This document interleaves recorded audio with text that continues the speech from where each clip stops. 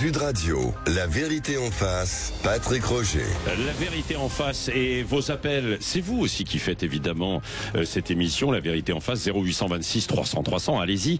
On va parler de l'autorité éducative, une urgence, c'est ce qu'écrit Didier Pleu aux éditions Odile Jacob. Bonjour. Bonjour.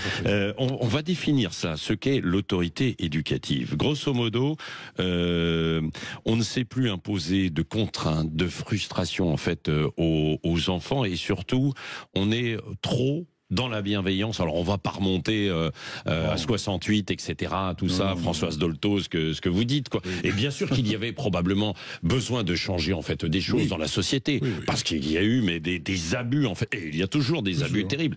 Mais on est passé.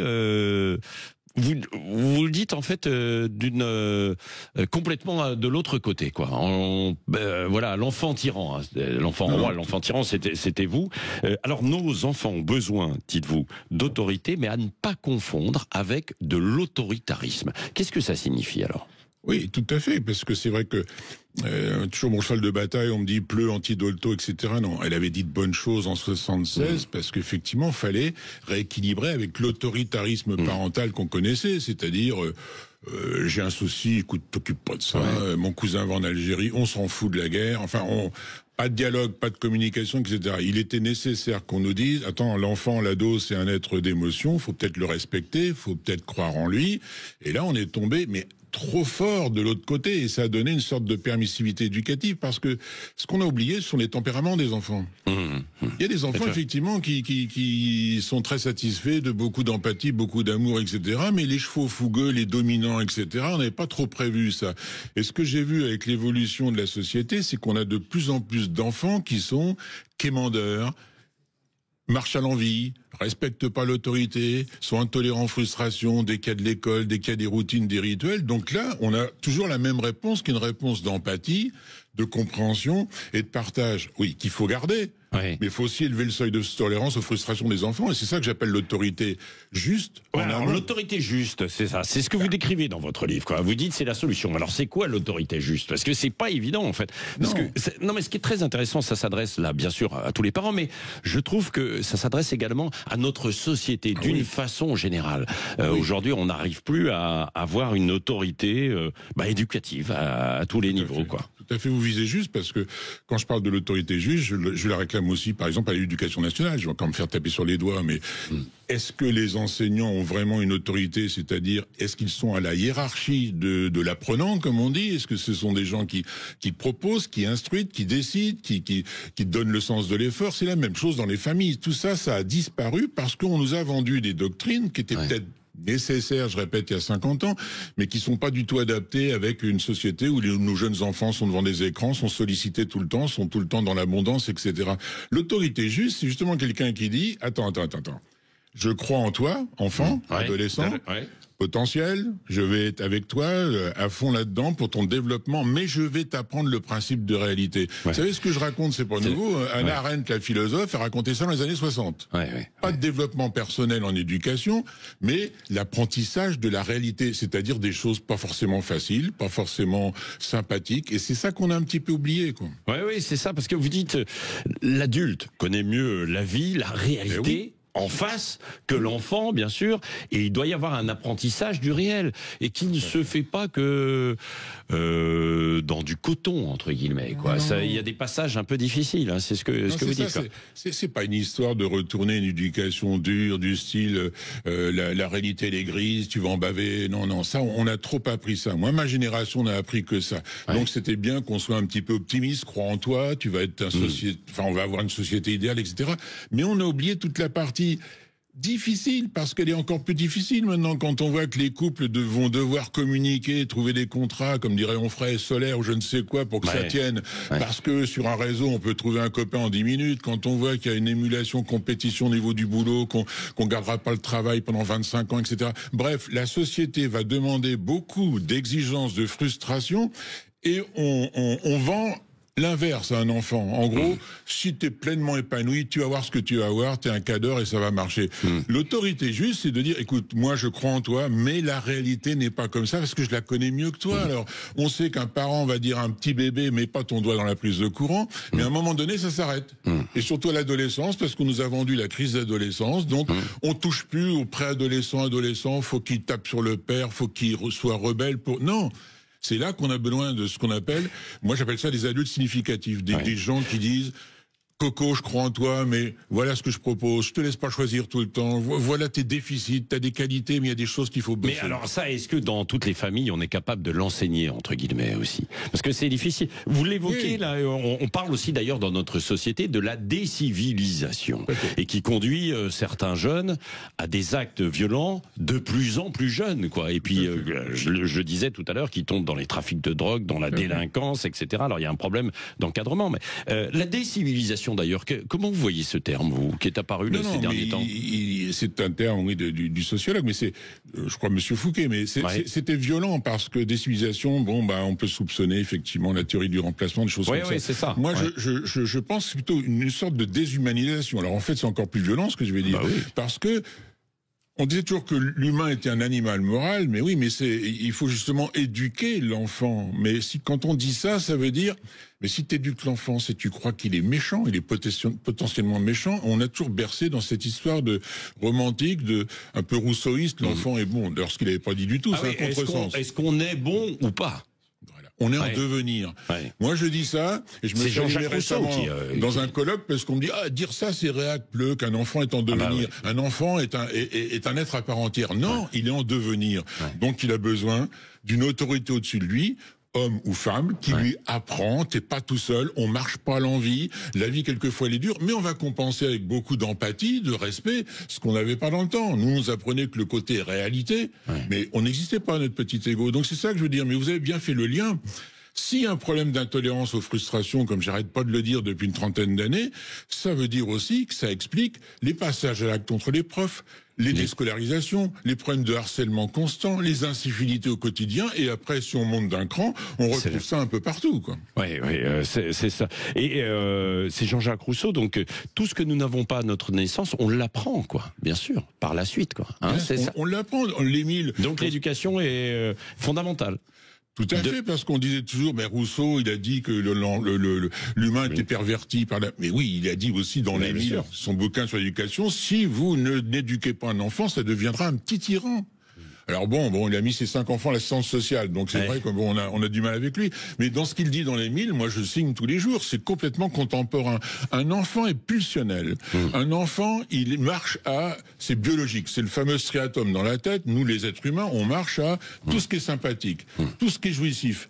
Oui, mais s'il n'y a pas un contrepoint à un moment donné qui dit, écoute, t'as beau être pulsionnel, tu peux pas faire tout le temps ce que tu veux parce que les autres existent. Je crois que c'est ça le problème. Non, l'enfant n'est ni bon ni mauvais, mais il est biologiquement pulsionnel. Et quand on a des tempéraments plus pulsionnels que d'autres, vous le savez bien, je parlais de ça souvent avec Brigitte qui aime les chevaux, elle disait, une bonne pouliche sympathique, on la caresse dans le sens du poil, on la monte, ça va bien, mais un cheval fougueux, si vous oubliez de brider au moment où vous la montez, c'est fini.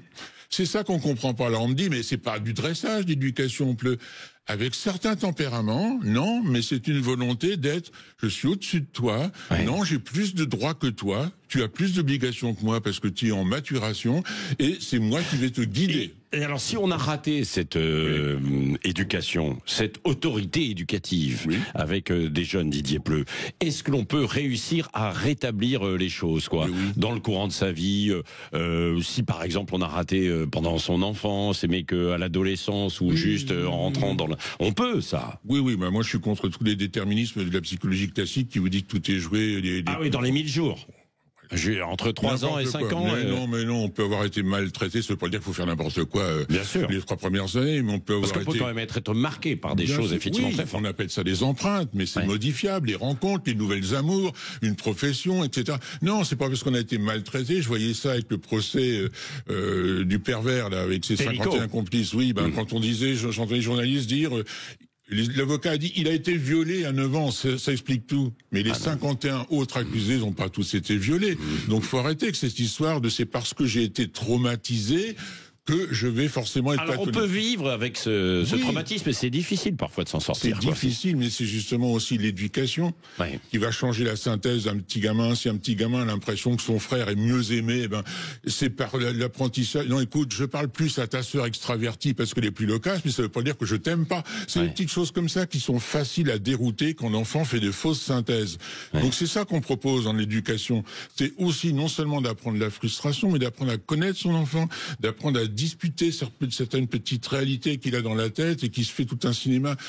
Mais il n'y a pas de déterminisme. Il faut être optimiste. Je vois ça, moi, au cabinet, quand je suis même des ados tordus, addicts aux écrans, rebelles, tout ce que l'on veut, ils attendent des significatifs, comme des adultes significatifs. Combien de fois ils me disent, mais vous êtes mon père? Oui, je suis ton père de substitution. Voilà, t'es en train de déconner. Chez toi, on est un peu trop cool. T'es pas heureux? Non, je suis pas heureux. Et je fais pas de cadeaux et j'habite ma parole. Et si je vois un déficit, je lui dis, enlève ta casquette quand tu viens me consulter, s'il te plaît. Didier Pleu est avec nous jusqu'à 10h, La Vérité en face. Si vous voulez réagir à ce que vient de dire Didier Pleu, si vous avez des questions à lui poser, vous n'hésitez pas.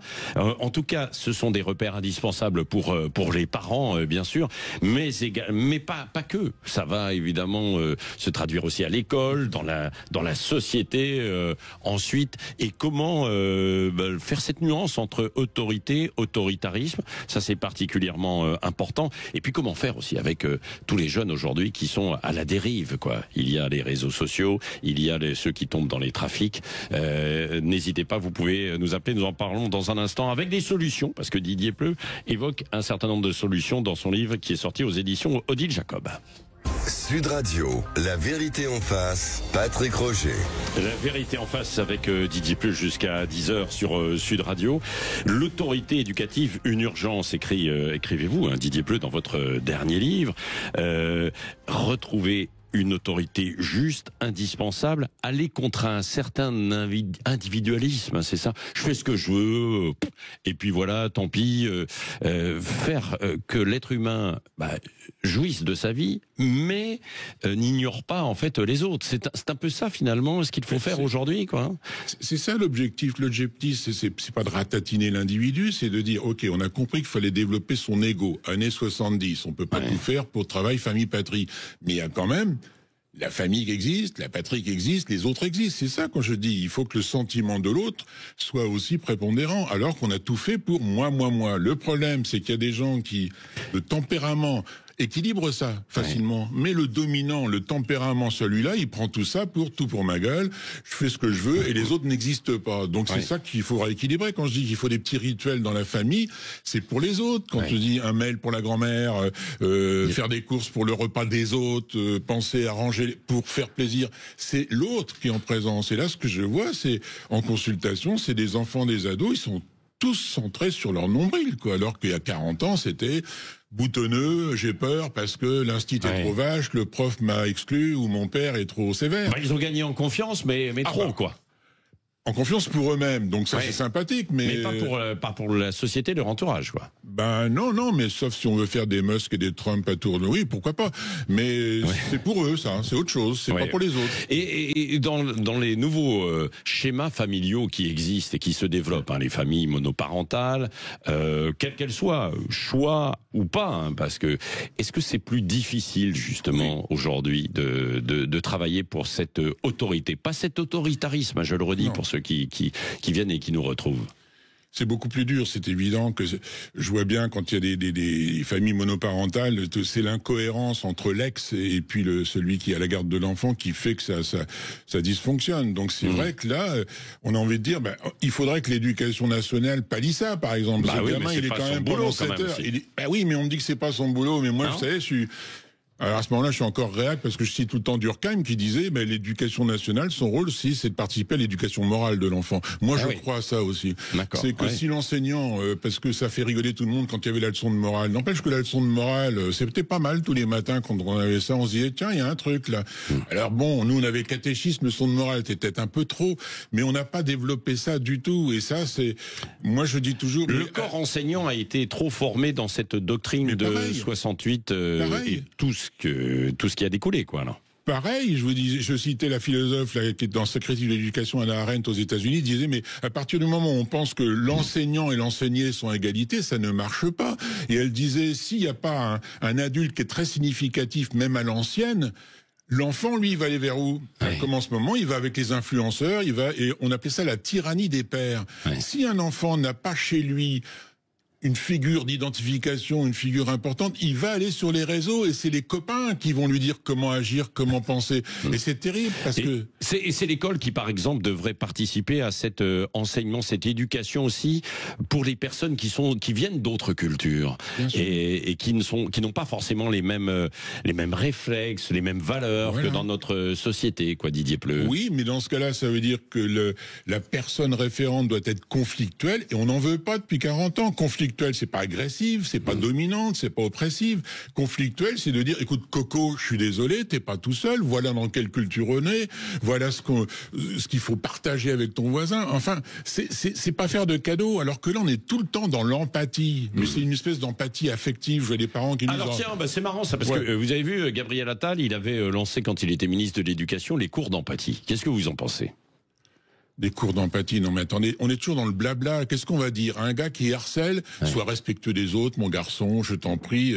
Tout ça, oui, j'ai bien vu, il y a le programme phare dans les écoles contre le harcèlement, c'est que de la parole, des groupes de parole.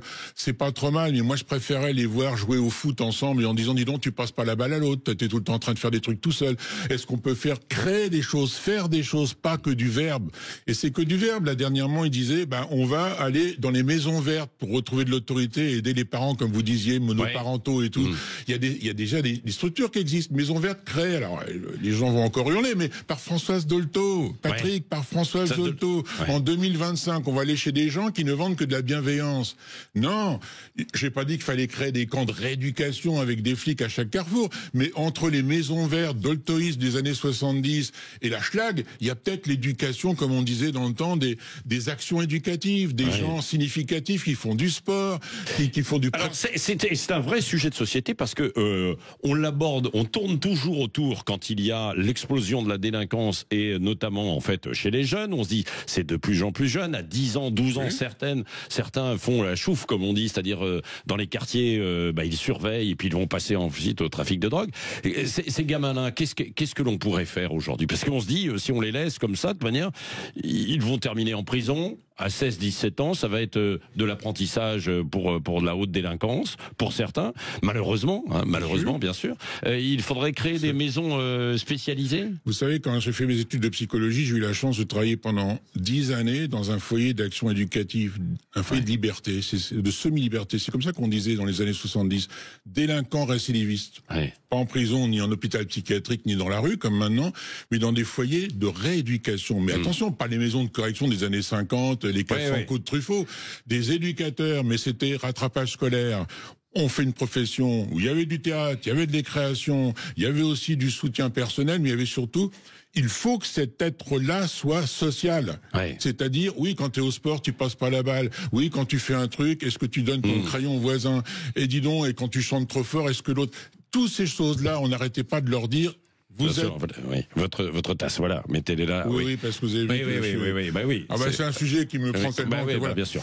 Non, donc oui, en ce moment, il n'y a plus de foyer d'action éducative, ça coûtait trop d'argent, donc il y a des centres d'éducation fermés, mais il y a quoi? Il y a 6 ados pour 7 éducateurs. À mon époque, il y avait 20 ados, il y avait 5 foyers comme ça à Caen, en Normandie, et il y avait une centaine d'éducateurs en internat. Comment s'appellent ces foyers? Enfin, comment s'appelaient ces foyers déjà? C'était des foyers d'action éducative ou des foyers de semi-liberté, c'est-à-dire c'était le juge des enfants au titre de la protection de l'enfance, au lieu de l'emmener en prison, mais par contre, c'était fermé. On ne faisait pas ce qu'on voulait dans ces foyers-là.